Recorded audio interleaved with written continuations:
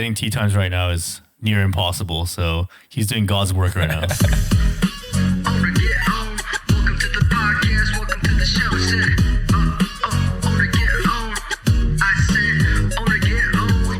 Welcome to the podcast. Welcome to the show. This is Own or Get Owned. Educating and inspiring our listeners to own in real estate, career, and life. I'm your host and mortgage lender, David. And I'm your architect and real estate agent, Hiiro. Welcome to season 3. All right. Welcome to this week's episode of Own or Get Owned. Welcome. We have our very first guest here with us today. Jonny, what's going on? What's up? It's an honor to have you here. Yeah. Thank you so much for joining us as our first guest ever. Super excited to. Yeah, we're super excited to have you here. So, Hiiro. It's a momentous feat to be able to get to this point. Having interviewers, it's an honor. Thank you so much. So let's just jump right into it. So let's kind of go over a brief introduction about yourself, what you do, things like that. Yeah. So my name is Jonathan Kim. My friends call me Johnny. I work for Travis Matthew. It's owned by Callaway Golf. And I just launched an app called Tee Genie. It's basically a tee time app that helps golfers get better tee times. If you guys don't know, getting tee times right now is near impossible. So he's doing God's work right now. Nice. And so moving on to the next part here, as you know, at Own or Get Owned, we focus not only on successes in life, but also in real estate. So do you yourself own any properties? Yeah, technically I co-own a condo with my dad. It's in Irvine, 3-bedroom condo. But even though we've kind of invested a little bit into the remodeling of it, I still kind of see it as more of his property. So, my wife and I have aspirations to get a single family home, somewhere with a good school district, start a family and, go from there. Yeah, co-owning is always a good way to start going into real estate, right? And yep. I think, this could be a potential of being neighbors at some point in the future too. So I was just talking to him about that in the car. Yeah. Awesome. And then for the real estate side, before we get into the other questions here, any experiences or memories that you got from it that you want to pass on to our listeners?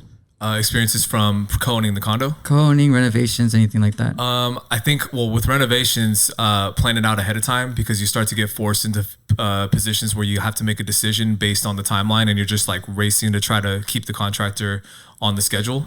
And so you kind of get put in a position to where you got to pick all your fixtures by X date or else you're going to be behind.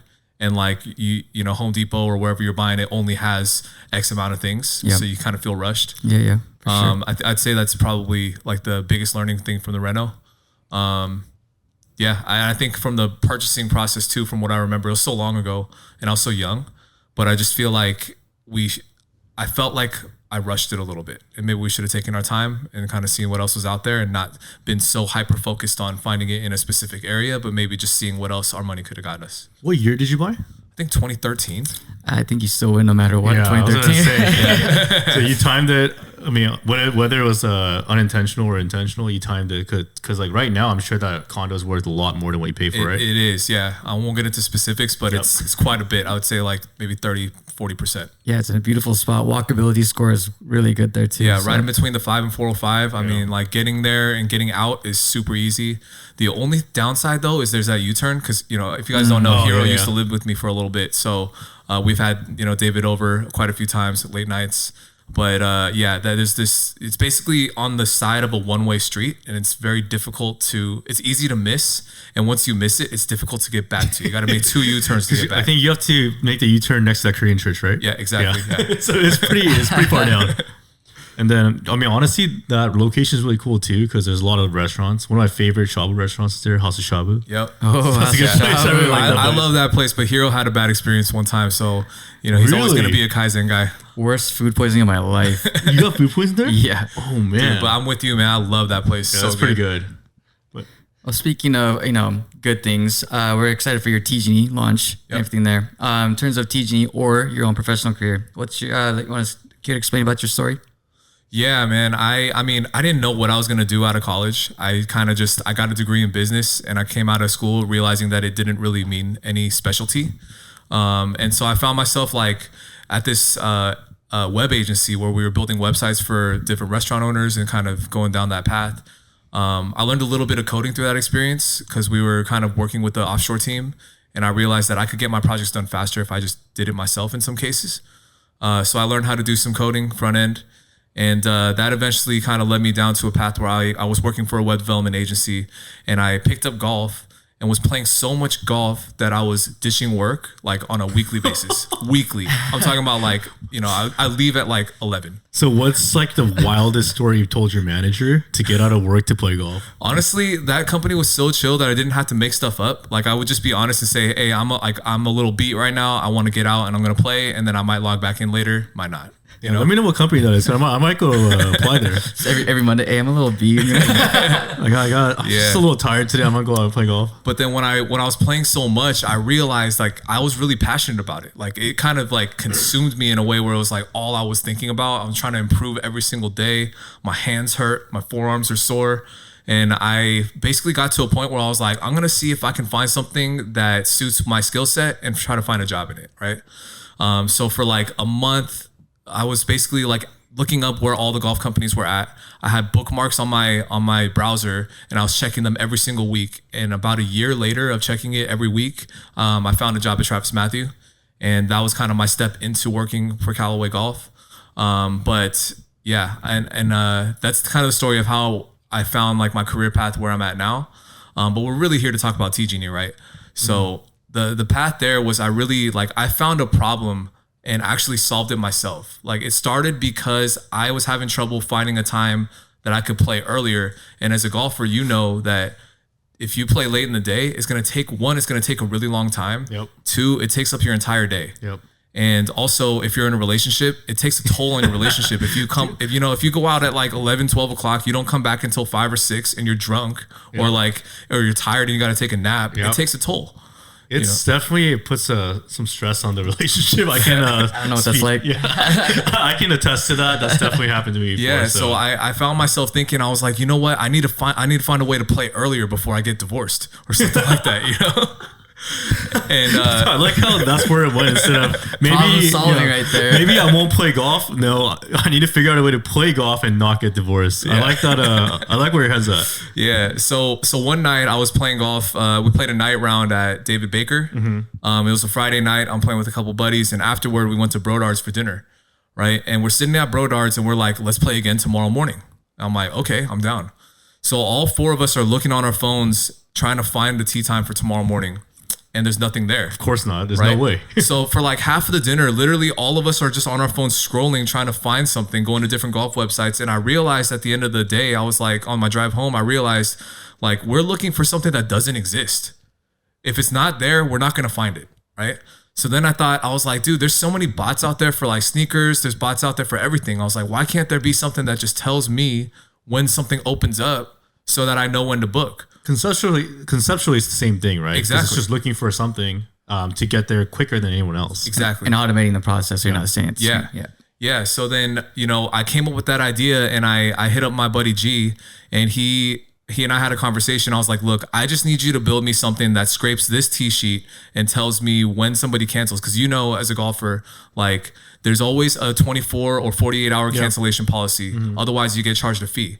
So I know that 1 or 2 days before the actual day that I want to play, somebody's going to cancel. Yep. Right. And I want to be the first one to know. And so I was talking to G, and I told him, hey, if you can build this for me for just this one course, Rancho San Joaquin, it's the one I play every single week, right?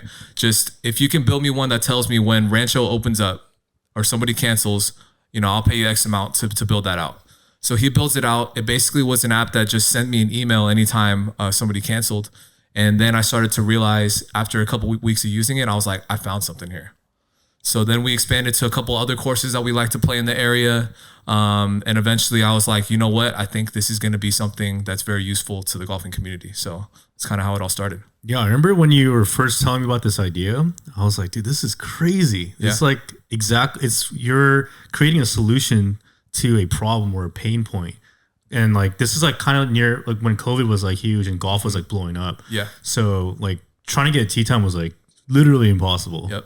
The best part about it was a problem that I had myself. Mm-hmm. So like when it started out, like I was my biggest customer. I used it every single week. I still do, Yeah, that's probably the best way to even make something that's worth getting, right? Yep. So that's awesome. We're excited to see where it all goes. Yep. In terms of the actual story itself, what's your best success story for now? Success story, I think honestly, like us just launching has been a journey to get here. I think I'd like to talk a little bit more about the failures that got us to this point, you know? You're right ahead of us. Go ahead.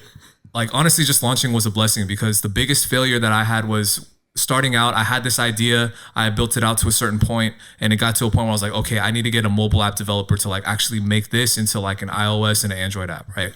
And I hired an agency that I thought was a good fit and that we could really build this thing out to. And this project that was supposed to be like a 4 or 5 month project ended up dragging out 6 months, 7 months, 8 months, right? And I was telling you earlier in the car that, you know, I used to work at a web agency. So I really should have known how this works, you know, like, and the issue that really came up was, and Hiiro and I talked about this at one point, was I paid them up front.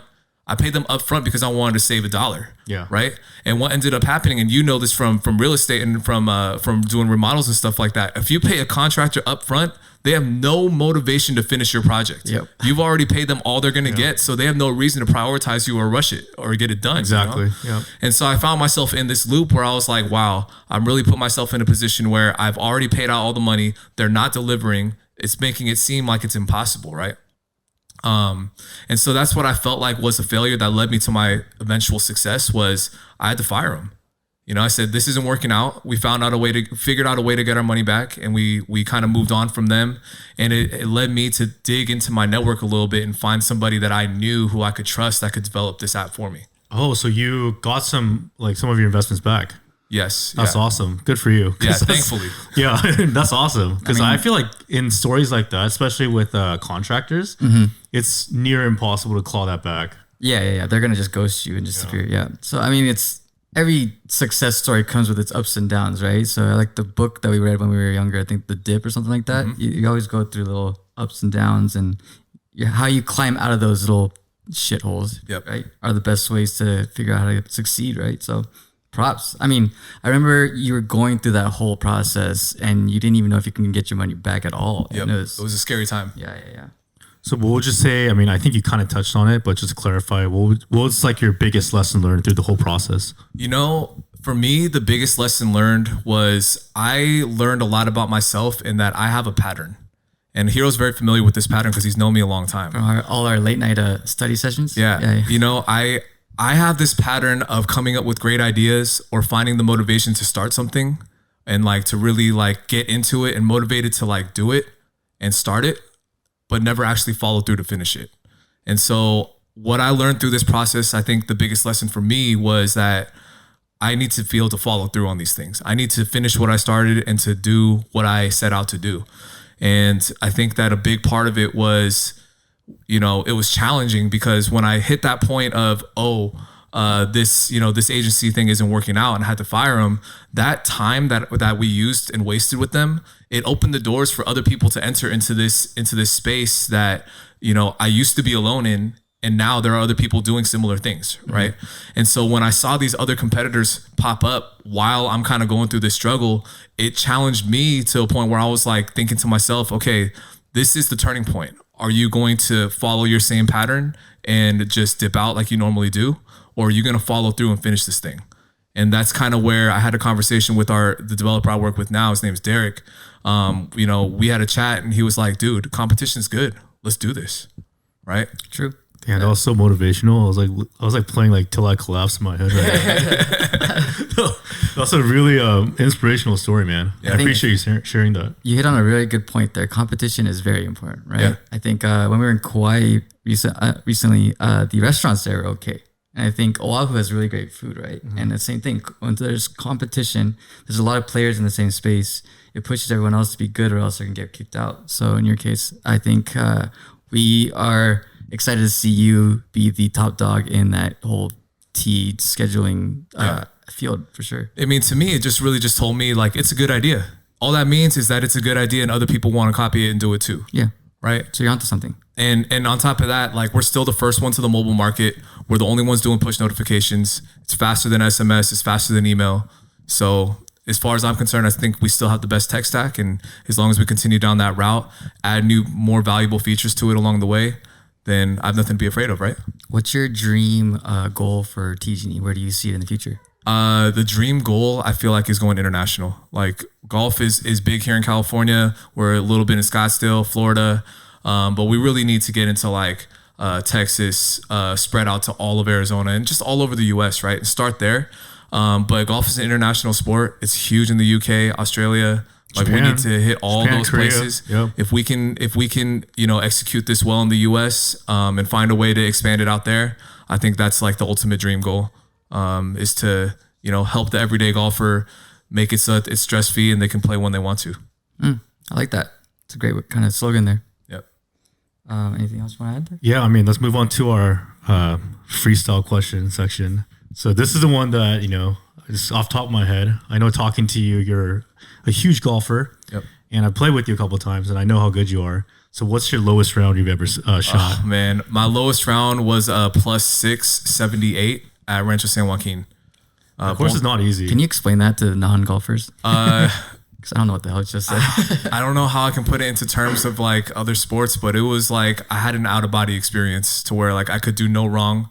Everything was just going my way. It's the only way I can describe it. The flow was there. Yeah. I was in like the state of what do they call it? Theta. I was in theta. Nice. Basically, he was God mode. Oh, yeah. For the gamers out there. Super Saiyan in golf, yeah. I still have this distinct memory when we were playing one time. You like hold out from like buck 20 out. Yeah, that was Pomona Mountain Meadows. Yeah. Hold out eagle out on Pomona. I think the 4th hole. Dude, it was just it was unreal. I've never seen that happen in like real life. Yeah, I've only seen it happen 2 other times. So it was sick, super sick. I mean, I think I know you best, but when you put your mind to something, you get obsessed to the point where you need to perfect it, right? Yep. So David and I were talking about this in the car earlier. I think it's a Korean thing. We get obsessive over stuff, and when we're into it, we're really into it. you're Korean? That's very true. I mean, again, business could be another one of those little avenues for you, right? We've always said that once you get obsessed, again, you're going to succeed in it. So it's good to finally see something that really sticks for you. And I guess time will only tell where it goes in the future. Definitely. The work's only just begun, right? Like the hard part was to get it out there, but now the real work begins because it's like, it's all execution from here. How do we handle the bugs and issues that come up?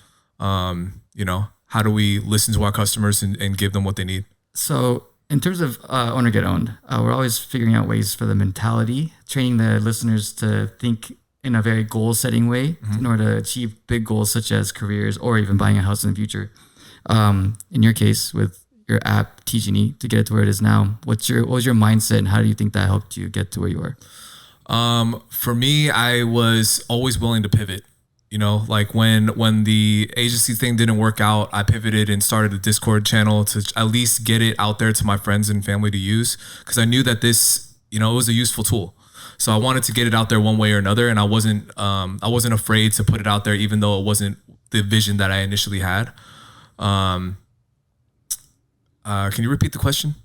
Just your mindset. I think you said pivoting was perfect. I mean, just being able to be flexible in the moment and work with the bugs and fixes that you need to be happening, right? Yeah, so. And another thing that I took away too is like you always got to follow through, and it's something that it actually is really coincidental with golf. Like you need to finish your swing and follow through. Otherwise, it's going to be a weird swing. The same thing with basketball. If you don't finish your follow through like Steph Curry, then you're not going to have like a good form and good finish. You know what I mean? Are you a Warriors fan? Yeah. I like that Steph Curry. A little bit of tension here.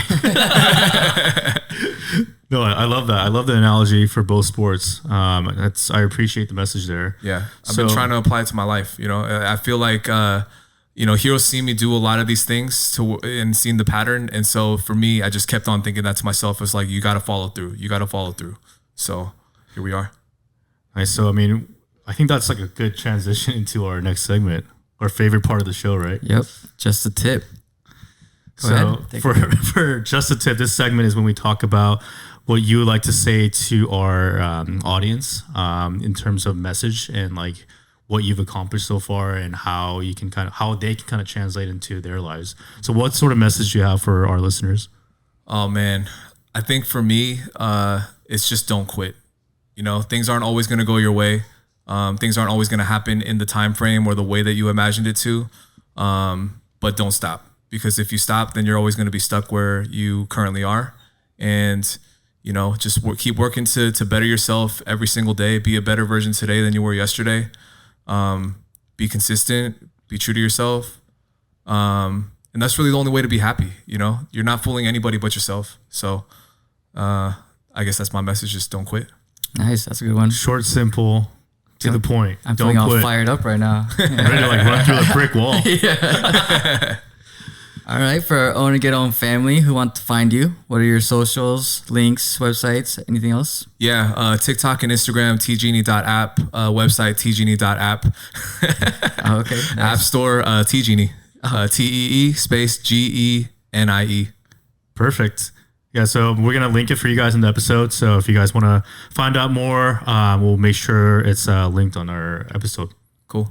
Happy golfing, guys. Yep. Thank you so much for listening, guys. Thank you, Jonny, for being part of this. Thank you so being our much. First Appreciate it. interview for Own and Get Own season. Honored to be here. It went well, I think. Yeah, I think so. I appreciate it. My nose would not stop running right away. But thank you so much. Yeah. Thanks, guys. From the show you just finished listening.